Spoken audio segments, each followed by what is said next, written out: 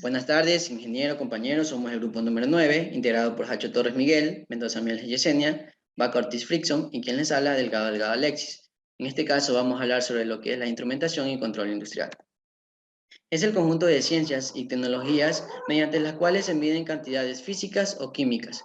Esto con el objeto de obtener información ya sea para su archivo, evaluación o actuación sobre los sistemas de control automático. Es decir, que la optimización de procesos que hacen de la instrumentación un conjunto de herramientas que nos van a servir para lo que es la medición, conversión o transmisión de las variables para iniciar, desarrollar y controlar las diversas etapas de un proceso.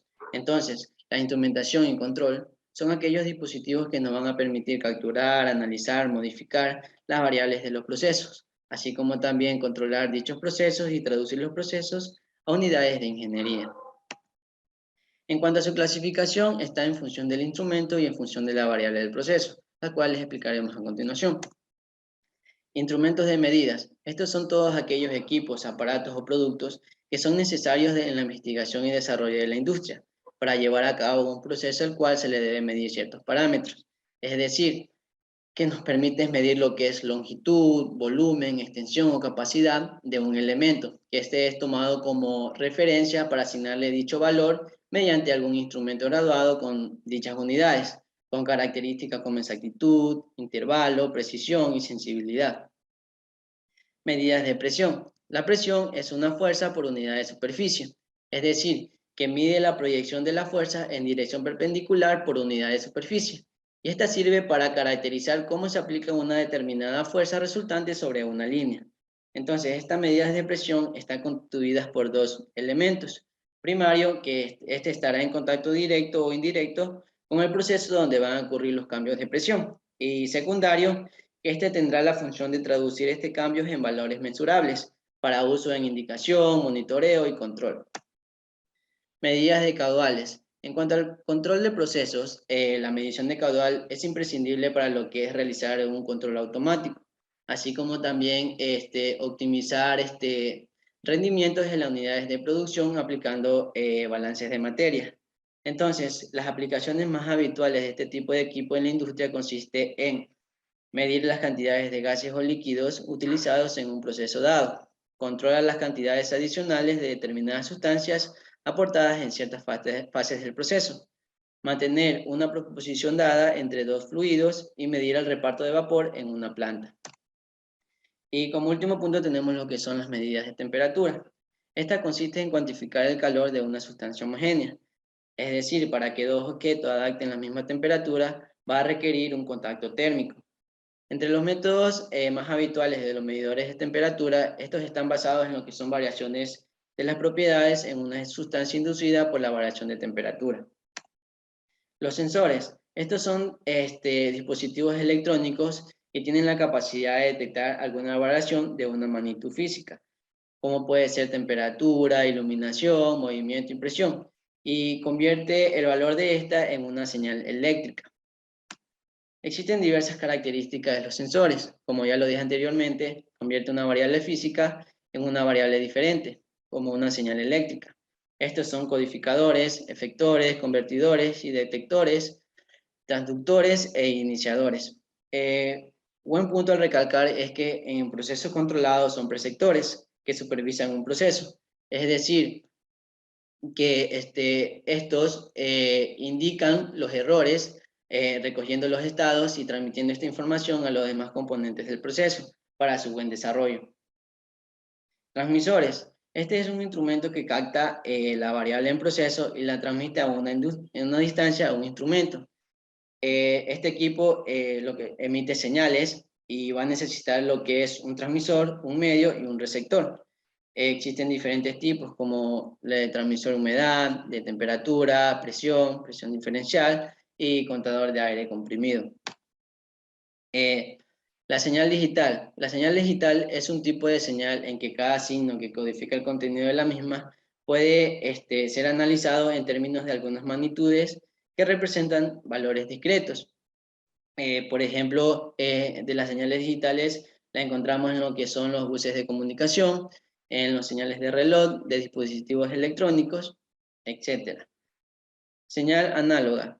Este es un tipo de señal generada por algún tipo de fenómeno electromagnético. Estas se pueden percibir en todos los lugares, por ejemplo, en la naturaleza, puede ser como la luz, la energía, el sonido, etc.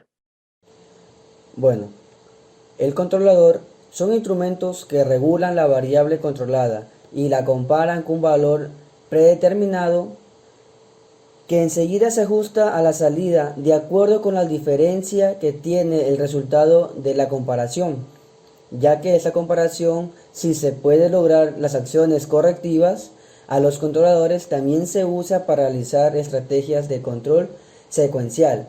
Es aquí cuando se recibe dicho nombre de PCL o controlador lógico programable. Actuador, elemento final. Bueno, eso nos dice que es un dispositivo que sigue las órdenes del sistema de control, ya que realiza acciones que repercuten en el mundo real. Por ejemplo, motores, pistones, reles, válvulas, indicadores luminosos, etc. Ya que esto convencionalmente aclara que en muchos casos el actuar es de un dispositivo que se pone en marcha en algunos de estos equipos. Tipos de actuadores.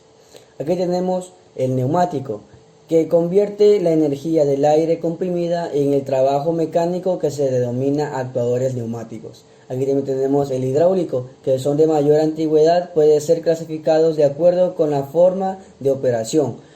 Funcionan sobre la base de fluidos a presión. Los electrónicos son muy utilizados en los aparatos mecánicos como por ejemplo en los robots. Los actuadores hidráulicos o neumáticos y eléctricos son usados para mejorar los aparatos mecatrónicos.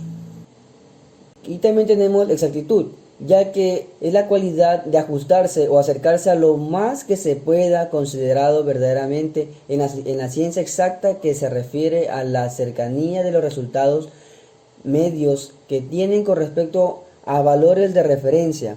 Esto se denomina como el valor real, ya que esto es una estadística que la energía o las ciencias que generan la exactitud es la capacidad de un instrumento para medir el valor cercano a dicha magnitud que es real, ya que la calibración de este aparato de medición dependerá de la distancia existente entre la medida de las diversas mediciones y las medidas reales de la magnitud. Precisión. En el control de procesos es sumamente importante conocer el valor real o verdadero de una variable para así poder garantizar la dicha seguridad del rendimiento del producto y la eficiencia. Bueno, esto también se puede decir que es un parámetro asociado con los resultados de una medición. Esto también se caracteriza la dispersión de los valores que podrían ser razonablemente atribuidos al valor a medir. Incertidumbre. Bueno, este parámetro es asociado con el resultado de una medición que caracteriza la dispersión de los valores que podrían ser razonablemente atribuidos al valor a medir. Listo, continuando con la exposición, tenemos lo que es error de medida.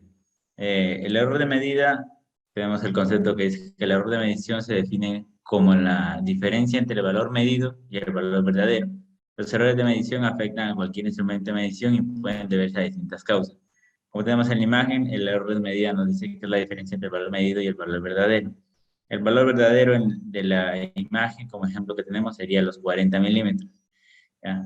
El valor verdadero. Y el valor de la medida que nos da el instrumento de medición, que en este caso es un calibrador, nos da 39,80. Tenemos ahí un pequeño error de medición. Y dice que se debe a distintas causas, dice, las cuales pueden de alguna manera calcular, eliminar, se pueden eliminar mediante calibraciones y compensaciones. Se denominan deterministas o sistemáticos y se relacionan con la exactitud de las mediciones.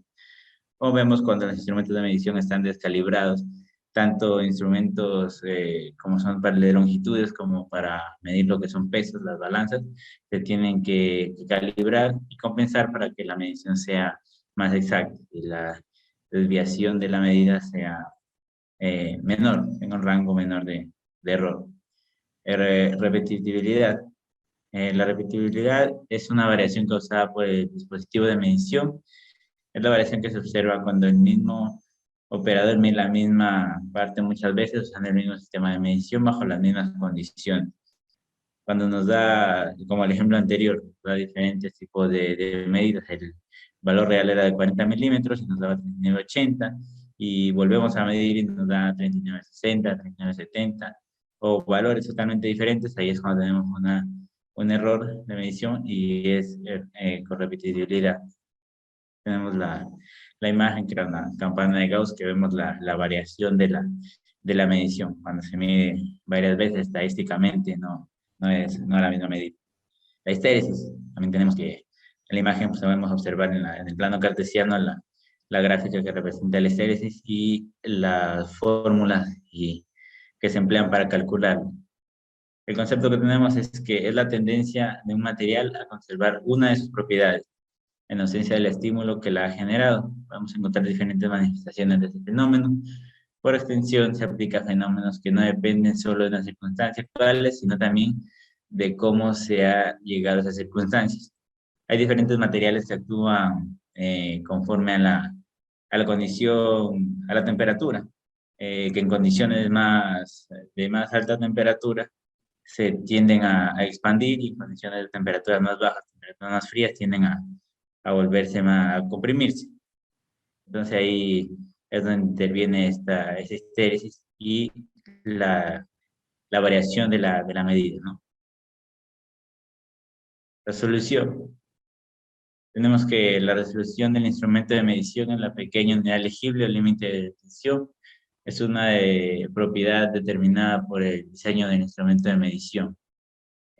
Una regla práctica para escoger la resolución del instrumento de medición es que este debe ser de al menos 1/10 de rango a ser medido de forma estricta, y debemos poder discriminar al menos 1/10 de la variación que se desea determinar.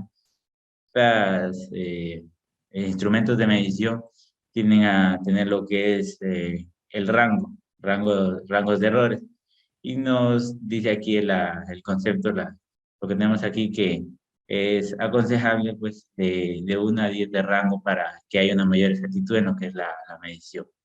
Deriva, nos dice que es la variación lenta de una característica meteorológica de un instrumento de medida. Es la variación en la señal de salida que se presenta en un periodo de tiempo determinado mientras se mantiene constante la variable medida y todas las condiciones ambientales. Bien, la trazabilidad es la capacidad de rastrear todos los procesos desde la adquisición de las materias primas hasta cuando éste llega a su destino. Esto ayuda a mantener un orden y un histórico acerca del proceso que se fabrica, puesto que llevamos un control desde que adquirimos una materia prima hasta cuando ya la entregamos. Hay varias maneras de concebir la trazabilidad, que podemos tener la trazabilidad de cadena y la trazabilidad interna. Normalmente la más utilizada es la trazabilidad en cadena, donde puede ser en cadena desde que se entrega o se recibe la materia prima hacia adelante, puesto que el productor o el que produce sabe hacia dónde va a llegar su materia prima, o sabe dónde está o dónde va a llegar su producto. Y asimismo, una rastreabilidad en cadena hacia atrás, que es de que el cliente sabe desde dónde viene su producto. La linealidad, bueno, esto examina qué tan exactas son las medidas y en todo rango o en qué rango esperado de mediciones. Pues esta indica si el sistema de medición tiene la misma exactitud para todos los valores de referencia.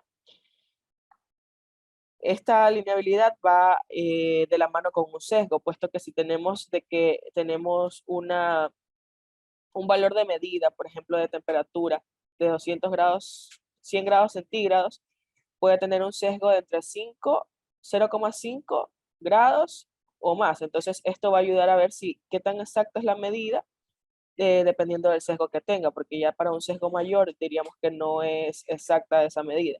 La calibración, bueno, esto va también muy de la mano con lo que es las medidas de exactitud, y esto significa usar un estándar de medición para determinar la relación entre el valor mostrado por el instrumento de medición y el valor verdadero que se obtuvo. La confiabilidad de un instrumento de medición se puede garantizar calibrando de acuerdo con un estándar de medición. Y tenemos por último el sistema de control. Bueno, este es un tipo de sistema que se caracteriza por la presencia de una serie de elementos que permite influir en el funcionamiento del sistema. Uno de estos recursos más utilizados es el sector industrial en el sistema de control. La función de este sistema es la encargada de administrar, de ordenar, de dirigir y de regular el comportamiento de otros sistemas para así poder evitar las fallas. Toda producción liderada por ingeniería requiere que estos procesos para lograr objetivos determinados. Por lo general, se utilizan los sistemas de control para el proceso de la función industrial para poder controlar las máquinas, equipos. Se utilizan en este sistema de control varios o dos diferentes, el sistema de lazo abierto y el sistema de lazo cerrado. En el sistema de lazo abierto es aquel que su salida no tiene efecto, o sea que no hay una retroalimentación de esta hacia el controlador para que éste pueda ajustar la acción de control. En pocas palabras, esta salida no interviene en la acción de control. Y este sistema es caracterizado porque la precisión depende de la previa calibración del sistema, y la salida no se compara con la entrada. Se ve afectado por las perturbaciones, estas pueden ser tangibles o intangibles, y pues que es sencillo y de un mantenimiento fácil. El sistema de lazo cerrado, por otro lado, es aquel en los que la acción está en función de la señal de salida, es decir, en los sistemas de control con retroalimentación, la salida que se desea controlar se retroalimenta para compararla con la entrada y así generar una falla que recibe el controlador para decidir qué acción tomar sobre ese proceso, con el fin de disminuir dicha falla y por lo tanto llevar la salida del sistema al valor deseado. Esta se caracteriza por ser más estable a perturbaciones y variaciones internas. Es compleja y tiene amplias cantidades de parámetros. Su salida se compara con la entrada para realizar el control del sistema. Gracias. Bien, como conclusión tenemos que todo este conjunto de herramientas y de mediciones nos ayudan a mantener un mejor control sobre el sistema o el proceso que estamos realizando, tanto para mantener una trazabilidad de nuestro producto, hasta para mantener, en este caso, controladas las medidas que sean exactas, que esté completamente calibrado y pues se entregue un producto estándar que cuente con toda, en este caso, con todas las medidas exactas, con todo el tipo de seguimiento y de lineamientos que requiere la industria, ¿no? Eso sería todo. Muchas gracias.